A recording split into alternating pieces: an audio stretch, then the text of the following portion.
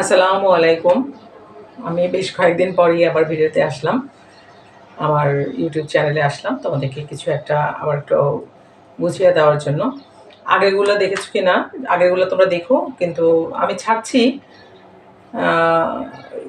আমার থেকে গ্যালারি থেকে ইউটিউব থেকে আর ফেসবুকে। কখনো কখনো দেখছি কি ফেসবুকে যাচ্ছে না, কেন যাচ্ছে না আসলে এটা বুঝে উঠতে পারছি না। গেলেও কোথায় যাচ্ছে সেটাও আমি বুঝতে পারছি না। যাক, যেটাই হোক, তোমরা দেখো একটু খুঁজে খুঁজে যে কোথায় এগুলো আছে, সেখান থেকে তোমরা একটু করে নিও। তো আজকে তোমাদেরকে যেটা আমি একটু আইডিয়া দিব সেটা হলো যে আমাদের যে করডাটাটা আছে, হ্যাঁ, 9টা পর্বের লাস্ট যে পর্বটা আছে করডাটার উপরে কিভাবে কোশ্চেন হতে পারে তোমাদের, এটা একটু যদি আইডিয়া দিই তোমাদের জন্য সুবিধা হবে। যে এটা যেহেতু অনেক লম্বা ভিডিও করলে এটা ছাড়তে একটু অসুবিধা হয়, ছাড়তে একটু সময় লাগে, তাই জন্য আমি ছোটো ভিডিও করবো বলে তোমাদের স্টার্ট করার আগে আমি এটা একটু বোর্ডে লিখে নিয়েছি তোমাদের সুবিধার জন্য। কিন্তু তোমাদেরকে সবাইকে বলি, যারা ইউটিউবে দেখছো তারা কিন্তু অবশ্যই সাবস্ক্রাইব করবে। সাবস্ক্রাইব না করলে কিন্তু আমার পুরোনো ভিডিওগুলো পাবে না, নতুন নতুন যে ভিডিওগুলো ছাড়বো সেগুলো আমরা পাবো না। তোমরা কেমন আছো? আমি আশা করি তোমরা সবাই ভালো আছো, আমার ভিডিওগুলো এনজয় করছো।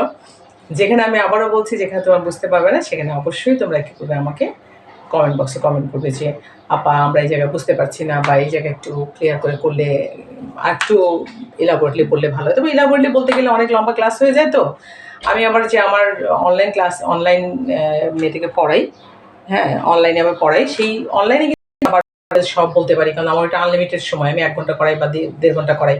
কিন্তু এখানে অল্প সময়ের মধ্যে একটা ভিডিও ছাড়তে হয়, খুব অল্প সময়, সেই কারণে হয়তো আমি সব কিছু হয়তো এখানে একদম ইলাবোরেটলি বলতে গেলে অনেক। তো তোমাদের আশা করি এগুলো সব পড়া হয়েছে। যেখানে যেখানে তোমাদের মনে হবে যে প্রবলেম, সেখানে আমাকে নক করলে আমি বলে দেবো। আর এখানে আমি বুঝি যে কীভাবে কে স্টাইলের প্রশ্নটা এটার মধ্যে হতে পারে সেটা দেখো। প্রথমে যে আমি ইয়েটা এঁকেছি, একটা ফ্লো চার্ট করেছি। এখানে দেখো একটা ফ্লো চার্ট। এই ফ্লো চার্টের মধ্যে কি আছে দেখো, এখানে লিখেছিল ফাইলাম কর্ডাটা। হ্যাঁ, ফাইলাম কর্ডাটার মধ্যে তোমরা সব মেলা দেখো। ফাইলাম কর্ডাটার মধ্যে কি আছে, ইউরো 3টা সাব ফাইলাম আছে। 1 নম্বর হলো ইউরো কর্ডাটা, 2 নম্বর হলো সেফালো কর্ডাটা, 3 নম্বর হলো ভার্টিব্রেটা। ইউরো কর্ডাটার আন্ডারে আবার 3টা ক্লাস আছে, অ্যাসিডাসিয়া, ট্যালিয়াসিয়া অ্যান্ড লার্ভাসিয়া। এখন প্রশ্ন হলো এখান থেকে কি এই এতটুকু জায়গা থেকে কিভাবে প্রশ্ন হতে পারে। অ্যাসিডিয়াসিয়ার কিন্তু বৈশিষ্ট্য আছে, হ্যাঁ, অ্যাসিডিয়াসিয়ার বৈশিষ্ট্য, এটা কিন্তু তোমরা ইম্পর্টেন্ট হিসেবে পড়বে, বইয়ে আছে, সুন্দর করে পড়ে নেবে। এটা লেকচার দেওয়ার কিছু নাই। আর লেকচার দিলেও মনে করো যে এখন অনেক সময়ের ব্যাপার, এবং অনেক সময়ের মধ্যে কিন্তু হয়তো আমি এটা লেকচার দিয়ে শেষ করতে পারবো না, আমি আবার ভিডিওটা ছাড়তে পারবো না। এখন দেখো থ্যালিয়াসিয়া, লার্ভাসিয়া, এর মধ্যে থেকে খুব একটা কিছু আসে না। তারপরে আমি বলছি এই যে এটা যে ইউরোকর্ডার আন্ডারে, ইউরোকর্ডাটার বৈশিষ্ট্যটা তোমরা একটু শিখবে। ইউরোকর্ডার বৈশিষ্ট্য আর ইউরোকর্ডার আন্ডারে কয়টা ক্লাস আছে, যেমন ক্যানের জন্য আসতে পারে, তখন তোমরা লিখবে 3টা ক্লাস, অ্যাসিডাসিয়া, থ্যালিয়াসিয়া, লার্ভাসিয়া আর ইউরোকর্ডাটার বৈশিষ্ট্যটা তোমরা পড়বে। এখন আসিও সেফালোকর্ডা। সেফালোকর্ডাটা তোমরা বৈশিষ্ট্য পড়ে রাখবে। তবে এই 2টা বৈশিষ্ট্যের মধ্যে এই বৈশিষ্ট্যটা বেশি ইম্পর্টেন্ট হিসেবে আমরা দিয়ে থাকি। এখন আসে ভার্টিব্রেটা। ভার্টিব্রেটার আন্ডারে দেখো এখানে লিখেছি 2টা সুপার ক্লাস আছে, অ্যাগনাথা অথবা সাইক্লোস্টোমাটা, এখানে আছে ন্যাথোস্টোমাটা। এখন ন্যাথোস্টোমাটা জিটা সাইলেন্স থাকে, এটা উচ্চারণে আমরা আনি না, প্রনাউন্সিয়েশনে আমরা যখন স্পেল করি তখন এটা জি দিয়ে আমরা লিখি ন্যাথোস্টোমাটা। এই স্পেলটা কিন্তু তোমরা ভুল করবে না, অনেক মেয়েরা কিন্তু জিটা বাদ দিয়ে দেয়। ন্যাথোস্টোমাটা যেহেতু প্রনাউন্সিয়েশন আমরা ন্যাথোস্টোমাটা করে, স্পেল লিখতে গেলে তারা আবার ভুল করে ফেলে। তো স্পেলটা যেন তোমাদের ভুল না হয়, আমি আশা করি তোমরা এটা শুদ্ধ করে লিখবে ন্যাথোস্টোমাটা। এখন আসলে ন্যাথোস্টোমাটার আন্ডারে আছে হলো 7টা ক্লাস। কন্ড্রিকথিস, দেখো কন্ড্রো মানে কি তরুণাস্থি, ইকথিস মানে কি মাছ। তারপর দেখো অ্যাক্টিনোপটেরিজি আছে, সার্কোপটেরিজি আছে, অ্যাম্ফিবিয়া, রেপটিলিয়া, অ্যাবিস, ম্যামিলিয়া। এখানে আমি আমার একটু লিখেছি যে দেখো অ্যাক্টিনোপটেরিজি, সার্কোপটেরিজিকে একসাথে বলা হয় অস্টিকথিস। অস্টিকথিস শব্দ অর্থ কি, অস্টিও মানে কি অস্থি, ইকথিস মানে মাছ, কন্ড্রো মানে তরুণাস্থি, ইকথিস মানে মাছ। তাহলে দেখো এই দুটো, এখন এই দুটোর মধ্যে কিন্তু পার্থক্য আসে, খেয়াল করো। এই যে মনে করো কন্ড্রিকথিস অ্যাক্টিনোপটেরিজির মধ্যে তুলনা করো, তাহলে এটা হলো তরুণাস্থি সমৃদ্ধ মাছ, এটা হলো অস্থি সমৃদ্ধ মাছ। তাহলে এটার মধ্যে একটা পার্থক্য আসতে পারে। পার্থক্য, হ্যাঁ, পার্থক্য মানে একদম দুটোর মধ্যে ভিন্ন ভিন্ন বৈশিষ্ট্য। আবার এই দুটোর মধ্যেও কিন্তু আসে অ্যাক্টিনোপটেরিজি, সার্কুলার, এই দুটো কিন্তু আমরা দেখতে পাচ্ছি কি একসাথে অস্টিকথিস, তার মানে কি দুটোই কিন্তু অস্থির সমৃদ্ধ মাছ। তাহলে এখান থেকে কি আসতে পারে, এখান থেকে তুলনা আসতে পারে। তো যখন কম্পারিজম আসে তখন কিন্তু মিল অমিল দুটো লিখতে হয়। একটা কথা মনে রাখবে, যখন বলা হবে পার্থক্য লিখো, হ্যাঁ, distinguish between them and that and this, তখন অবশ্যই তোমাদের মনে থাকবে যে দুটোর সম্পূর্ণভাবে পার্থক্যটা তোমাকে লিখতে হবে, যে এটাতে এটা আছে ওটাতে ওইটা নাই, বা অমিল। আর যখন বলা হবে যে তুলনা করো, যেটাকে আমরা বলি কম্প্যারিজম, কম্পেয়ার করো দুটোর মধ্যে, তখন অবশ্যই দুটোর মধ্যে কিছু মিল কিছু অমিল তোমাকে সেখানে দেখাতে হবে। তার যে দুটোই যেহেতু অস্টিকথিস, অস্টিও, অস্থি, তাহলে অবশ্যই তার মধ্যে কিছু মিল আছে কিছু অমিল আছে, সেটা তোমরা এখানে দেখাবে। তারপর আসো অ্যামফিবিয়া, তারপর আসো রেপ্টিলিয়া। এই অ্যামফিবিয়া রেপ্টিলিয়া দুটোই কিন্তু আমরা দেখি এই জায়গায় হলো অ্যামফিবিয়া শীতল রক্তপিষ্ট প্রাণী, রেপ্টিলিয়া শীতল রক্তপিষ্ট প্রাণী। এই দুটোর মধ্যেও কিন্তু কি হয় আমাদের তুলনা আমরা চাই। এখন অনেক মেয়েরা কিন্তু শীতল রক্তপিষ্ট ব্যাপারটা বুঝে না, যেটাকে বলা হয় যে যখন যে সমস্ত প্রাণীর বডির টেম্পারেচারটা শীতকালে যখন অ্যাটমসফিয়ারিক টেম্পারেচার বা তাপমাত্রাটা নামতে থাকে তখন তাদের রক্তের তাপমাত্রাও নেমে যায়। হ্যাঁ হ্যাঁ, কিন্তু রক্তের তাপমাত্রা নেমে গেলে তখন কী হয়, তারা কিন্তু আর ওই পরিবেশে কিন্তু থাকতে পারে না, তখন তাদেরকে চলে যেতে হয় গুহার মধ্যে বডি টেম্পারেচারটাকে অ্যাডজাস্ট করার জন্য।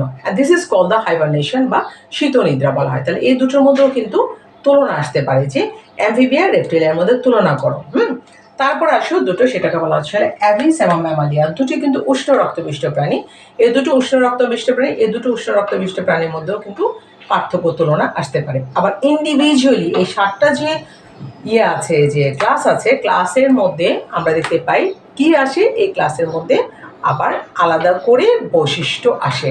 যেমন আসতে পারে কন্ড্রিকথিসের বৈশিষ্ট্য। এখন প্রশ্ন হতে পারে তোমার আপা কিভাবে আসবে, কিভাবে আসতে পারে? মনে করো একটা ফ্লোচার্ট, এরকম একটা ফ্লোচার্ট, আমি যেমন ফ্লোচার্টটা লিখলাম, কর্ডারটা সবটা ফ্লোচার্ট আমি কিন্তু ফিল আপ করে দিলাম এখানে। এটা একটা উদ্দীপক হতে, ভালো করে খেয়াল করে, এটা একটা উদ্দীপক হতে পারে। তো সবটা ফিল আপ করবে না। মনে করো কর্ডারটা লিখলো, ইউরো কর্ডারটা লিখলো, সেফালা কর্ডারটা লিখলো না, আবার ভার্টিব্রাটা লিখলো, ভার্টিব্রাটার আন্ডারে যদি সুপার ক্লাস আছে ওখানে মনে হয় XYZ দিয়ে দিলাম, XY দিয়ে দিলাম। আবার মনে করো এক্সের জায়গায় দুটো ক্লাস আছে, মেক্সিনসেফালাস্পিডে, একটাতে গ্যাপ রাখলাম, একটাতে নাম দিলাম। আর ওটাতে মনে করো এরকম ABCD দিয়ে, মনে করো ABC দিলাম, C থেকে একটা নাম দিলাম, D দিলাম না, F দিয়ে এভাবে নাম দিলাম, মাঝখানে মাঝখানে গ্যাপ। গ্যাপে মনে করো এতে মনে গ্যাপ, তখন আমরা হয়তো বলবো উল্লেখিত ছকে A এর ক্লাসের নাম লিখো। তখন তোমরা পুরো ছকটা দেখবে, ছকটা দেখে দেখবে A এর ক্লাস যে চাইলো এটা কার আন্ডারে চাইলো, তখন তোমরা দেখবে যে এটা ভার্টিব্রেটার মধ্যে আছে, ভার্টিব্রেটার মধ্যে এক নেতা আছে, ন্যাথোস্টোমাটা, ন্যাথোস্টোমাটার মধ্যে যেই প্রথম গ্যাপটা সেটা অবশ্যই কন্ড্রিকথিস। তাহলে আমরা উদ্দীপকে উল্লেখিত এ ক্লাসের নাম কি, এ হতে পারে, এক্স হতে পারে, বি হতে পারে, XYZ হোয়াট এভার, যে কোনো একটা সিম্বল বা সায়েন্স সিম্বল 1 2 হতে পারে, রোমান হতে পারে, রোমান সংকেতগুলো হতে পারে, যে ওইটার নাম কি, ওইটার বৈশিষ্ট্য লিখো, তখন তো ওইভাবে বৈশিষ্ট্য লিখতে পারো। অথবা এই কন্ড্রিকথিসের আন্ডারে যে মাছগুলো আছে, যে কোনো একটা মাছের ওই জায়গাটা ছবি দিয়ে দিতে পারি, ফ্লোচার্টের ছবি দেওয়া যায়। অথবা ফ্লোচার্ট নাই, এমনি ছবি আছে উপরে মনে করো উদ্দীপকে, সেই উদ্দীপকের ফ্লোচার্ট ছবি থেকে মনে করো আমরা তার বৈশিষ্ট্য চাইলাম, বৈশিষ্ট্য আমরা লিখতে হবে তখন, যে যে বৈশিষ্ট্যটা আমরা প্রশ্নের চাই সেটা। তাহলে কি হচ্ছে, তোমাকে এই ছকের রিলেটেড কিভাবে কোশ্চেন হয় আমি তোমাদেরকে বুঝিয়ে দিই। ইন্ডিভিজুয়ালি প্রত্যেকটা সংজ্ঞা আসতে পারে, তুলনা আসতে পারে, পার্থক্য আসতে পারে, পুরো ছকটার অনেক জায়গায় গ্যাপ রেখে ছকটা পূরণ করা আসতে পারে, যে উদ্দীপকের অসম্পূর্ণ ছকটিকে সম্পূর্ণ করো, সেটাও আসতে পারে। সেভাবে তোমাকে আসতে পারে, প্রত্যেকটা বৈশিষ্ট্য আসতে পারে, এবং তার সাথে কিন্তু তার বৈজ্ঞানিক নামগুলো তোমরা কি করবে, মনে মুখস্থ করে রাখবে। যেমন আমরা জানি মিক্সিনে কি আছে, মিক্সিন গ্লুটিনোসা, যেটাকে আমরা হ্যাগফিশ বলি। পেট্রোমাইজন ফিশাতে কি আছে, পেট্রোমাইজন ম্যারিনা, যেটাকে আমরা ল্যাম্পে বলি। হ্যাঁ, আদি কুচ্ছিত যে মাছগুলো আছে। তারপর কন্ড্রিকথিসে আমরা কি আছে, স্কলিডন সোরাকো আছে, স্কলের ল্যাটিকয়েটাস আছে, হ্যাঁ, ডগফিশ আছে। তারপরে অ্যাক্টিনোপ্টেরিজি কি আছে, অ্যাক্টিনোপ্টেরিজি স্বাদু পানির মাছ, ল্যাবিওরোহিতা আছে। তারপরে মনে করো সাকোপ্টাইজেট কি আছে, চায়না ফিশ আছে, যেটাকে আমরা বলি হলো নিউসেরাটোরাস ফস্টেরি। হ্যাঁ, অ্যামফিবিয়া, বুফোমেলানোস্টিটাস, রানা টাইগ্রিনা আছে, যে ব্যাং এরা। সরীসৃপের মধ্যে টিকটিকি আছে, ক্রোকোডাইল আছে, এগুলোর নাম দিয়ে দিবা। অ্যাভিসে কি আছে, পাখি, যে কোনো পাখি তোমার যে পাখিটা পছন্দ হয় সেই পাখির নাম অবশ্যই অবশ্যই বৈজ্ঞানিক নাম দিতে হবে। মনে করো তুমি দোয়েল পাখির নাম দিচ্ছ কাপসিকাস সোয়াইলারিস, মনে করো তুমি কবুতর দিচ্ছ কলাম্বা লিভিয়া, তুমি মনে করো চড়ুই পাখি দিচ্ছ কপসিকাস চড়ুই পাখির নাম দিচ্ছ, সেই চড়ুই পাখির নাম ডোমেস্টিকাস। হ্যাঁ, প্যাসার ডোমেস্টিকাস তুমি নাম দিতে পারো, নাম দিয়ে আন্ডারলাইন করো। প্রত্যেকটা কিন্তু উদাহরণ কিন্তু কখনো তুমি নর্মাল বাংলা লিখতে পারবে না, হ্যাঁ, নর্মাল ইংলিশটাও লিখতে পারবে না, তোমাকে সেখানে বৈজ্ঞানিক নাম লিখতে হবে।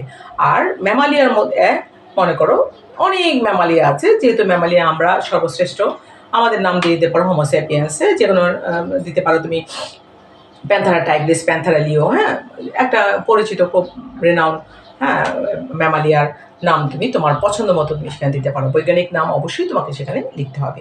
এগুলো হলো এইটা। এখন এই ছকটাকে নিয়ে আমরা আরেকটা প্রধান প্রশ্ন করি উচ্চতর দক্ষতা, সেটা হলো ব্যাখ্যা করো সমস্ত কর্ডাটা সমস্ত মেরুদণ্ডী কর্ডাটা, কিন্তু সমস্ত কর্ডাটা মেরুদণ্ডী নয়। তোমরা উপরে বোর্ডে দেখো, আমি প্রথমে লিখেছি হলো কর্ডাটা। হ্যাঁ, কর্ডাটার কি আছে? তিনটা প্রধান বৈশিষ্ট্য আছে। নটকট আছে, পৃষ্ঠীয় মধ্যরেখা বরাবর, ফাঁপা স্নায়ুরজ্জু আছে, গলবিলীয় ফুলকা ছিদ্র ফুলকা আছে। হ্যাঁ, এই তিনটা জিনিস কিন্তু থাকে। এখন আসো, এই কর্ডাটা তিনটা সাবফাইলাম আমি লিখেছি, ইউরোকর্ডাটা, সেফালোকর্ডাটা, ভার্টিব্রেটা।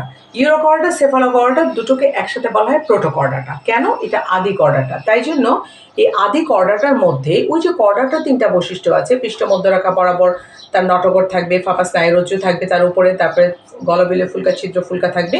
এই তিনটা বৈশিষ্ট্য কিন্তু ওই ইউরোকর্ডা, সেফালোকর্ডার মধ্যে আদি থেকে একদম জীবনের শেষ পর্যন্ত কিন্তু কর্ডাটার মতোই বিদ্যমান থাকে। কিন্তু যেটা ভার্টিব্রেটা হয়ে গেছে, সেই ভার্টিব্রেটার মধ্যে কিন্তু কোনো এক সময় এই কর্ডাটা অর্থাৎ ইউরোকর্ডা, সেফালোকর্ডা যে বৈশিষ্ট্যগুলো আছে, নটকট, ফাঁপা স্নায়ুরজ্জু, গলবিলীয় ফুলকা ছিদ্র ফুলকা, এগুলো কিন্তু ভার্টিব্রেটা উপপর্বের মধ্যে কোনো এক সময় ছিল। হ্যাঁ, কিন্তু যখন সে ভার্টিব্রেটা হয়ে গেল, তখন নটকটটা রূপান্তরিত হয়ে গেল মেরুদণ্ডে, স্নায়ুরজ্জুটা রূপান্তরিত হয়ে গেল সুষুম্না কাণ্ড বা স্পাইনাল কর্ডে। স্পাইনাল কর্ডের আবার দুটো ভাগ হয়ে যায়, উপরের অংশটা মস্তিষ্ক হয়ে যায়, নিচেরটা স্পাইনাল কর্ড হয়ে যায়, আর সুষুম্না কাণ্ড হয়ে যায়। আর 3 নম্বর যেটা ফুলকা ছিদ্র গলবিলীয় ফুলকা ছিদ্র ফুলকা বললাম, সেখানে ফুলকা থেকে যায়, যেগুলো জলজ মেরুদণ্ডী প্রাণী যারা ফুলকা সাহায্যে শ্বাস প্রশ্বাস চালায়, ফুলকা থেকে যায়, এবং সেটা রূপান্তরিত হয়ে যায় স্থলের প্রাণীদের ফুসফুসে, তখন তারা শ্বাস প্রশ্বাস চালায়। তাহলে মেরুদণ্ডী প্রাণীটা কি হয়েছে? কোনো এক সময় কর্ডাটার বৈশিষ্ট্যগুলো বহন করেছিল, কিন্তু বর্তমানে সে এই বৈশিষ্ট্যগুলো রূপান্তরিত করে তিনটা বৈশিষ্ট্য হয়ে গেছে। সুতরাং এই ভার্টিব্রেটাটা কোনো এক সময় কর্ডাটা ছিল, কিন্তু কর্ডাটাগুলো ভার্টিব্রেটা পর্যন্ত পৌঁছাতেই পারে নাই। এই কারণে সমস্ত কর্ডাটা ভার্টিব্রেটা নয়। এটা একটা ইম্পর্টেন্ট জায়গা, এটাকে আমি আরেকবার বুঝিয়ে দিচ্ছি, তোমরা একটু মনোযোগ দিয়ে শোনো।